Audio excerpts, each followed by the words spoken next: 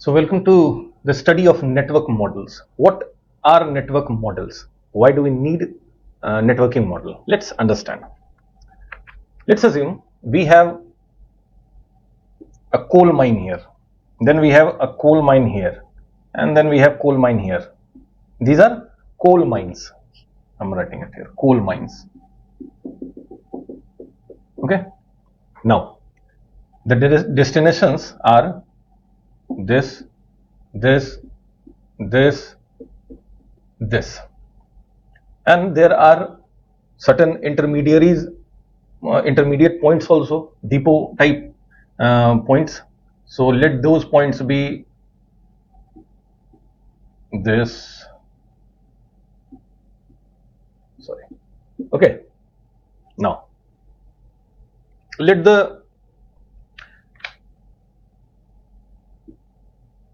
from first coal mine we can reach first destination by this method, this route, or by this route. Then we can reach this by this route, then this. Okay. That is to say that we have from different mines we can reach different destinations. For example, if this is Indonesia, this is India, and this is, let's say, some African country, and these are some ports. For example, this is port of Sri Lanka, this is port of, let's say, India, this is Iran's port, this is port of Good Hope, that is in Africa, and these are destinations. This is in India, this is in let's say China, this is again in another location in China, this is in Russia. Okay. Now we have certain cost in transporting these coals. So from here to here that rate may be, let's say, A1. From here to here that rate may be A2. This may be A3, this may be A4, this may be A5, this may be A6, and similarly we have transportation rates, because this might be a train route, this might be a sea route by ships. So we have different rates for transporting coals from different mines to different destinations, consumption points. These consumption points may be thermal plants. What will be the minimum cost to achieve, let's say, from coal mine number 1 to destination number 4? What will be the minimum cost involved? When this is our objective, we use an algorithm that's called minimal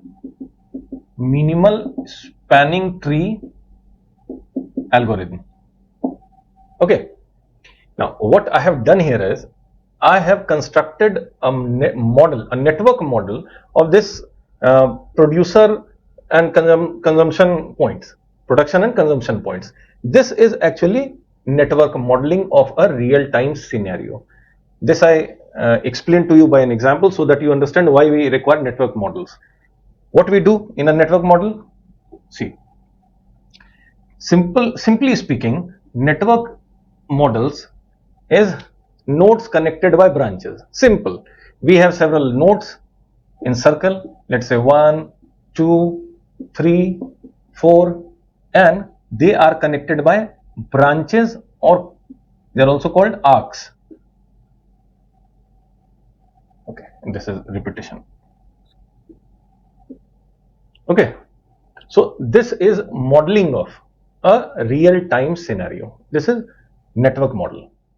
So what are these called? These are called nodes, and these are called arcs or branches.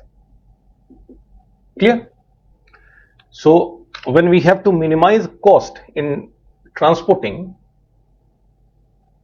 what we do? We use minimal spanning tree. It is an algorithm. We have different types of methods used, and by use of network models we achieve different objectives. So we achieve minimum cost by using minimal spanning tree algorithm. Now second example is when we have, let's say, this is Delhi,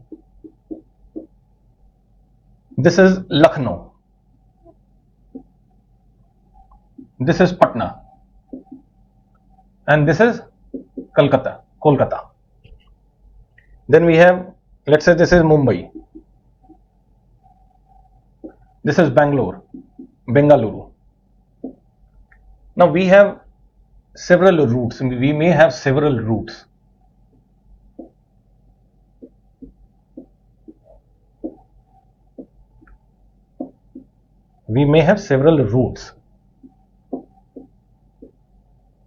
Okay. Just consider these as routes, and these are some small cities.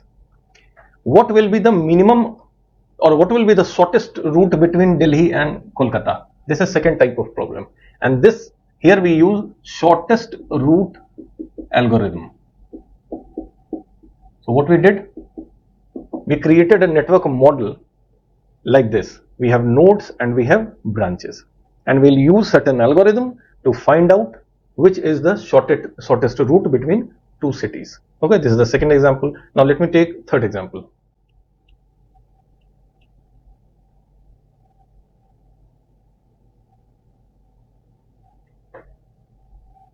Third one is when we use an algorithm that is called maximal flow algorithm.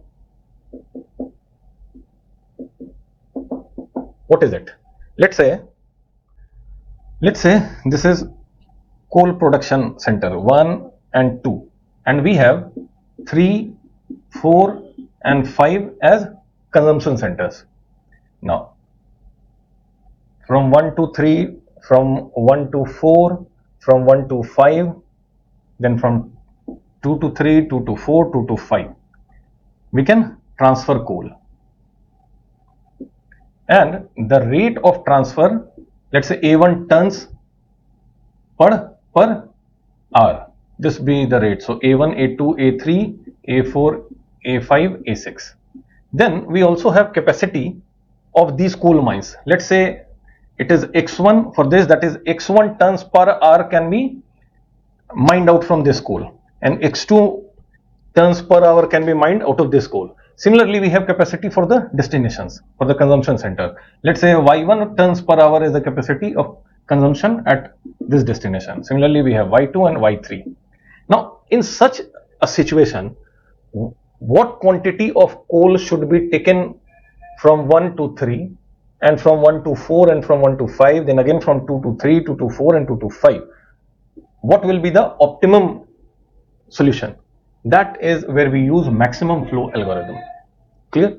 To determine, let's say at this point we get that we'll take let's say B1 A1 X1 plus B2 A2 X2. This may be what we require at this point. That is certain quantity through this channel and certain quantity through this channel. So we may take, if for example, if the consumption capacity is, let's say it is 100 tons per hour, might be after using this algorithm we find that we'll take 80 tons per hour from this mine and 20 tons per hour from this mine, so as to maximize or to optimize our production and consumption processes. Okay, so maximal flow algorithm is used here. Now finally, we'll see critical path method. That is our subject of study here. What is critical path method? CPM, critical path method. We'll study this topic in detail. When we have to schedule a project, when we have a big project in hand, and we have different activities that have duration, that is, each activity requires certain time to start and complete. For example, let's say we have to make tea. This is our project. The first point will be to arrange ingredients. Second will be to arrange utensils. Third will be to put ingredients into utensils, then light up stove and let's say finalize. So there are different activities here, as you see, and these activities take time. Let's say to arrange ingredients we require 5 minutes, to arrange utensils we require 3 minutes, and to put the ingredients into utensil will use 1 minute, will require 1 minute, and lighting up the stove and making the tea, let's say it takes 10 minutes, and finalizing requires 1 minute. Now these are the different activities, that actually constitute the whole project, that is making tea. So by critical path method, what we do, we determine the time schedule of different activities, start and end of each activity. For example, let's say our activity is this. Okay, so this is, let's say we start at this point. Now we can arrange ingredient and we can arrange utensils at the same time.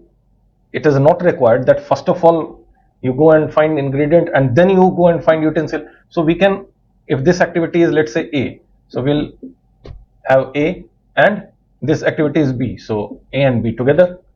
But we know that we have to put this into this. This takes 5 minutes, this takes 3 minutes. But we don't have any option. We'll have to, after 5 minutes, let's say we stop at this point, but we'll have to wait for this. Even when our utensils are arranged, we'll have to wait for another 2 minutes so that we get our ingredients. Then after this point, what we do, we reach this point. This has to be put into this. So let's say this is the fourth point and this is C, activity C. So what we do, we do that like this, and we put a dummy branch here. We'll explore different terminologies later on. We put a dummy branch here. So arranging utensils, arranging ingredients, then only we can go to this point. Before this we cannot do this activity. Then light up stove. After this only, what we'll do, let's say if this is D, then we'll have D activity here, and then finalizing. Let's say this is finalizing. So this is a project. This is how critical path method is used. What we achieved, if we had started, like first of all we had arranged ingredients, it would have taken 5 minutes. Then we had arranged utensils, then 3. So 5 plus 3 plus 1, 9, 9 and 10, 19 and 20. So it would have taken 20 minutes. But when we know that these two activities can be done together, so now what is the time required? Time required will be this path, 5 minutes and then 6, 16, 17. So what we have done, we have reduced the time of this project by 3 minutes. So this is just a simple example, simple way to explain what we'll be studying in CPM. So I think these things are clear to you. Now let's understand certain terminologies associated with network models.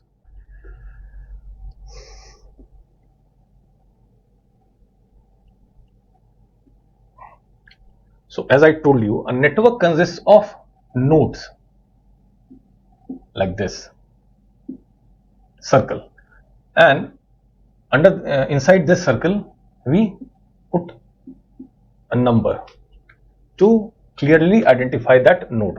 So a network consists of nodes. These are nodes. I'm writing it here again, nodes, and these are connected by branches. Let's say from 1 to 2 we have, and then from here to here and here to here we have. These are the branches in this network. Clear? So these are nodes and these are branches. Next, a branch or arc is called directed like this if it can flow from here to here only. For example, in our last example, I told you to arrange utensils. So if you start at t equal to 0 and at t equal to 5 you have the utensils, so this is in this direction only. Clear? So that is called a directed branch or oriented branch. And if you have all the branches as directed in a network, that is a directed network. Clear? If you have positive flow in one direction only, that is a directed branch or oriented branch. And if in a network all the branches are directed, we call that network as directed. Clear? So how are nodes denoted? It's like nodes are denoted like this, a set 1, 2, 3, 4. These are the nodes. And what are branches? Let's say arcs A. They are represented as, see, this 1 to 2. So we put like this 1, 2. Then 1 to 3, 1, 3. Then we have 2 to 3, 2, 3. And finally 3 to 4. So these are the arcs or branches available in this network. Clear? This is how we denote them as sets. Now there is a term called path. Path is between two nodes, the set of arcs that we require to join two nodes. So they can pass through other nodes also. For example, from 1 to 4, we can have two different paths. One is 1, 3, this, and 3, 4, and 3, 4. So these two arcs may be, let's say, path 1, and another can be 1 to 2, 1, 2, 2, 3, and finally 3, 4. This can be your path 2. So these are different paths, that is joining to different nodes. They pass through other nodes also. Now, a path is called a cycle or a loop if it returns back to the same node. For example, if from 1 to 4 we have another arc which is in this direction. So 1 to 2, 2 to 3, 3 to 4, and then 4 to 1. This will be a loop, or as we can call cycle. Clear? Now, a network is called connected. These terms are very, very important. A network is called connected if every two node in that network is connected by some path. For example, if we take 1 and 3, it is connected by a path. This is the path. If we take 1 and 4, it is connected by a path. Here we have all the nodes, pair of nodes connected by certain path. For example, 2 and 4, we have 2 to 3, 3 to 4. So that network is called connected network. But if we have a network where two nodes are not connected, for example, if this link was not here, then these two nodes were not connected. So that way, that is not a connected network. Otherwise, if any pair of nodes are connected by some path, that is called a connected network. Another term which is called tree. What is a tree? Let me rub this first. See, when a subset of all the nodes, when we have a subset of all the nodes which is cycle free, that is, it should not constitute a loop, then it is called a tree. For example, a tree of this can be 1 to 2 and 3. So this can be a tree of this network. Similarly, 2, 3, 4. This can be another tree. But when we have all the nodes, it is called spanning tree. So what is the difference? The difference is, this is a spanning tree of the network. We don't have all the branches here, but all the nodes are present. So that is a spanning tree. So this is spanning tree, and if one or more nodes are absent, that is a tree. And these should be cycle free, loop free. They should not constitute a loop. Okay. So these are the basic terms associated with network models. I assume you have understood these. In the next video, in the next class, we will study critical path method. Okay.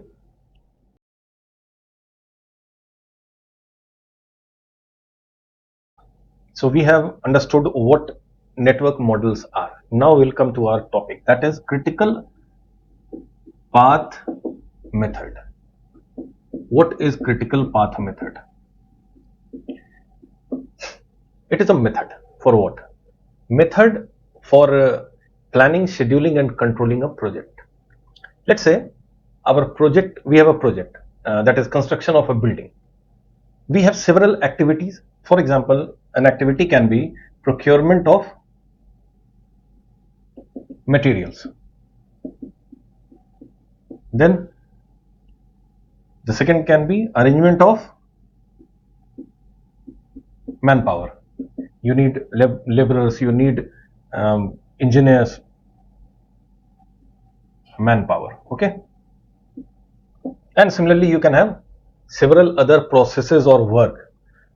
These are called activities. Okay, the term is activity.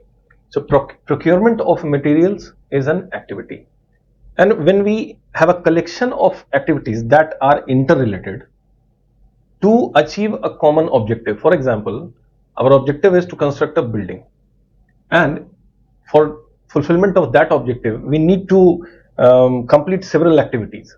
So that is a project. So project can be defined as, or project is defined as, a collection of interrelated activities that have a common goal. Okay, so procurement of materials is an activity, and within an activity also we can have several sub activities like procurement of bricks, procurement of cement, and so on.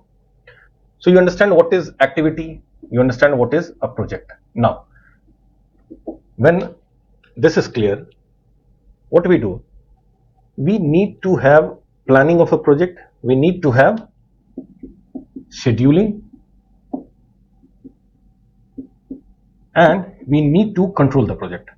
What is the meaning of planning? Planning means you think of all the possible activities, what are all the requirements to achieve our goal. So that is planning. From where we'll get material, from where we'll get manpower, how much material is required, how much manpower is required, all these things come under planning. Then is scheduling. How to schedule? For example, day 1, let's procure materials. Day 2, I'm giving a very simplistic model. Day 2, start excavation. Then day 3, let's say start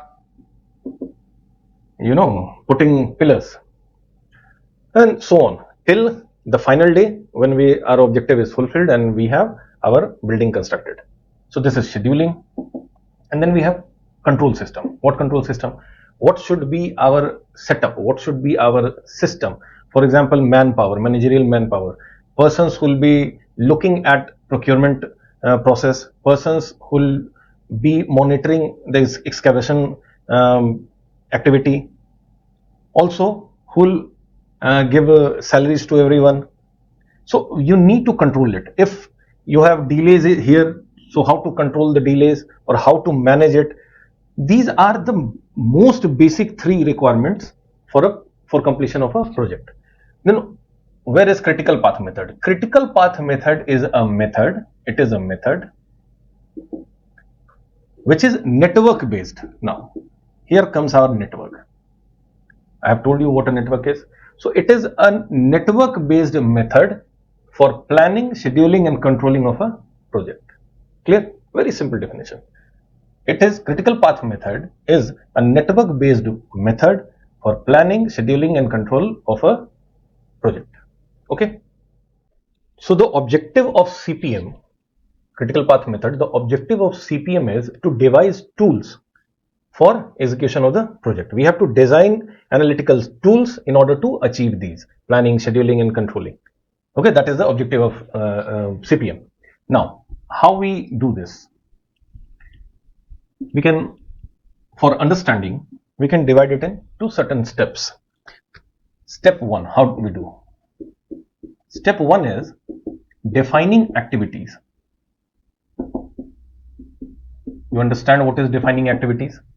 If construction of building is our project, then I told you materials, procurement of materials, procurement of manpower, these are activities. Then start excavation, then start piling,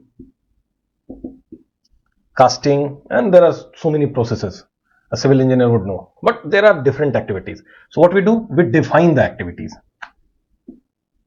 that is list out activities as I just did. So listing out activities, then precedence, what is required before starting a new activity. For example, if we talk of casting roof, undoubtedly we have to put that concrete structure and all brickwork in, that would be precedence, that is excavation, excavation, piling, concrete, that is called RCC frame. All these will be done, then only you can cast the roof, cast roof. So this is called precedence. This can be done only when this has been done. So while defining activities, we define precedence also. And for example, this is precedence to this, and before this we need to procure material, we need to procure manpower, then only we can start work. So we define all these things in the first step, all activities, all precedences. And also we have defined time requirement also at this point. Time requirement, for example, if our activity is to procure material, we'll say first activity, if our first activity is to procure material, we assume, we plan, and after looking at all the possibilities, we come to conclusion that it will take 10 days. Now second, procurement of manpower. After long deliberations, we come to the conclusion that it will take 20 days. So what we do in the step 1, we define activities, we list out the activities, we define precedence relationship, and we define time requirements. What is the time required for each activity to be done? This is clear? Now second activity, that is important. Every activity is every step is important, but second step is where we start our actual process, that is network modeling. What is network modeling? I gave you simple examples in our last session. Now what is network modeling?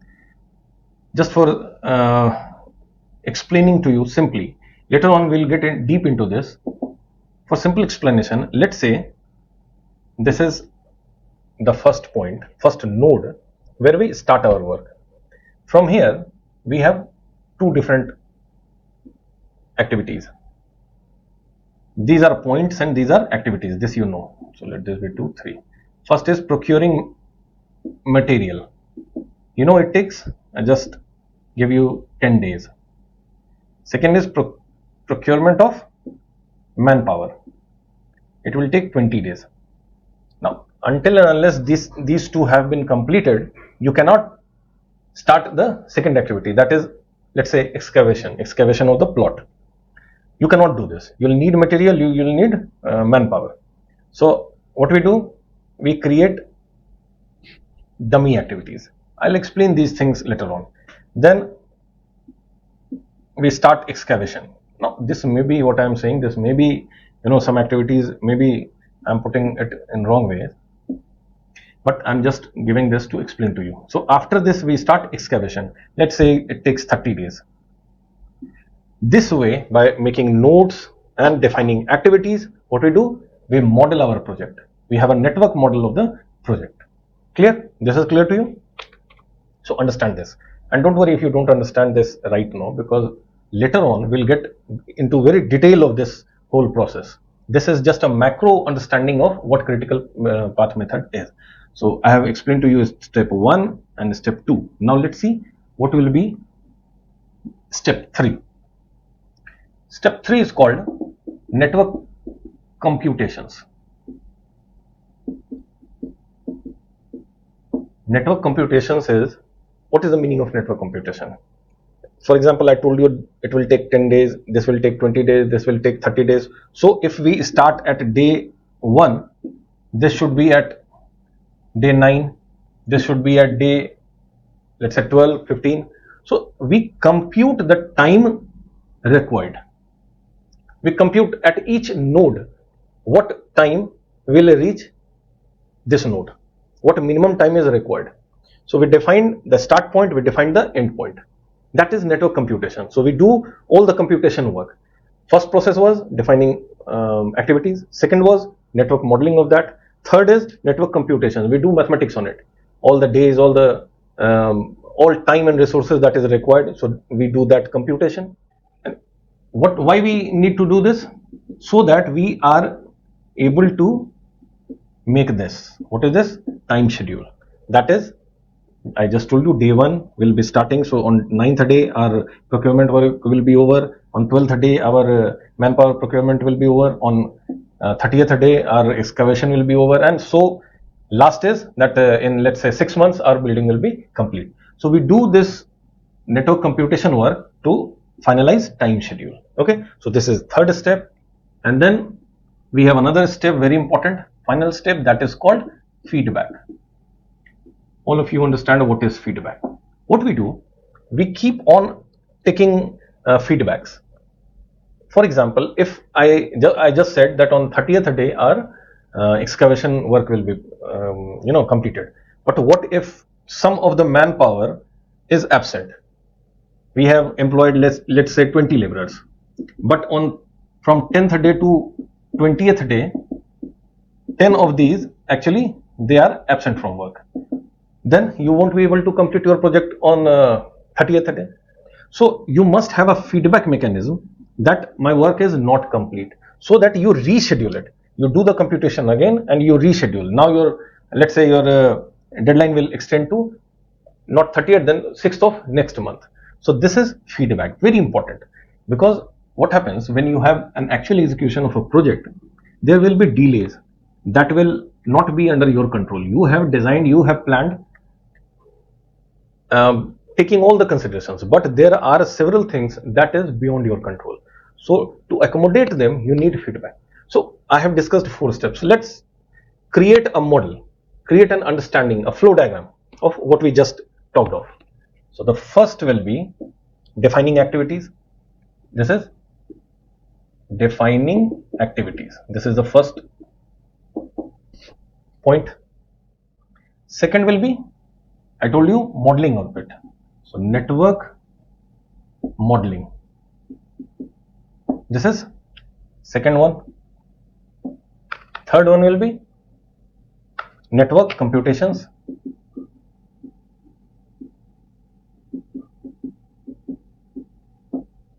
Okay, and finally what you achieve out of this, you achieve time schedules. So this is that you get. And what is the flow? Obviously first is defining activities, then from here you go to this point, then you model, you give a network model to the whole project. Then when this is completed, you go to network computations. You compute so that your achievement is what? Time schedule. You achieve time schedule. So this is the flow of activities under critical path method. This is the method. And what you do, you put a schedule, a feedback. If there be any issue, you should have a feedback. This is what? This is your feedback. As I told you, if 30th day was was fixed for completion of certain activity, but you are not able to complete it, then you must reschedule it. Your schedule has been disturbed, so you should get a feedback. Now you again remodel the original model, and you get a new network model. Then you compute, and then you put a new time schedule. So this process has to be kept on throughout the ongoing of the project. This is critical path method, the theory of critical path method, the concept of critical path method, what we do. Now we'll enter into critical path method. So in the next session, we'll understand these all processes in detail, and we'll start with a project. Along with explaining, we'll keep solving that project. We'll define activities for the project. We'll have a network model for the project. We'll compute different timings for the project, and then we'll create the time schedule, and finally we'll put some feedback mechanism. So up to this, I think it is clear to you.